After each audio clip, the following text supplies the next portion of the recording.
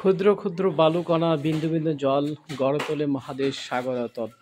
সম্মানিত সুধী, আপনারা দেখছেন একটি খামার পরিদর্শনে আছে।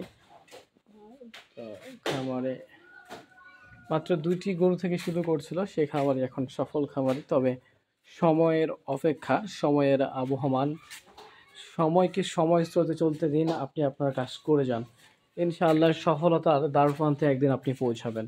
তবে হয়তো বা 2 দিন আগে, না হয়তো বা 2 দিন পরে। কেউ একদিনে কোনোখানে সাকসেস হয় নাই। আপনার টাকা যেমন অল্প, সময় দিতে হবে অনেক। টাকা যদি হয় বেশি, সময় দিতে হবে কম। তো সেই রকম আপনার শরীরে থাকতে হবে দম। যাই হোক, যে বিষয় দেখেন, খামারে আজকে 2টা থেকে শুরু করছিল। নিজ চেষ্টায় প্রচেষ্টায় আজকে আস্তে আস্তে করে বিভিন্ন ক্ষুদ্র ঋণের পরিচয় আজকে তারা সাকসেস।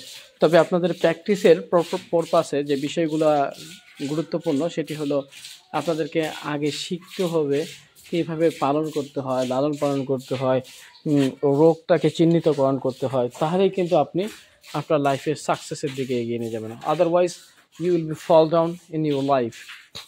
সো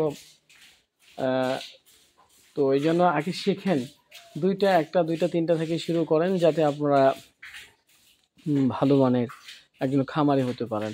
খামারি হওয়ার জন্য যতটুকু দরকার 2টা 3টা গরু থেকে শুরু করলে আপনারা কিন্তু ভালো করতে পারবেন আমার মতে। কারণ একবারে যদি অনেকগুলো গরু আপনি কিনে আনে ইয়া করেন, পালতে শুরু করেন, দেখবেন যে কোনো না কোনো একটা গরুর সমস্যা হয়েছে, কোনো না কোনো একটা ফল ডাউন হয়েছে, তো পড়ে গেছে, বা অন্য কোনো রোগে আক্রান্ত হয়েছে, আপনি বুঝতেই পারেন নাই।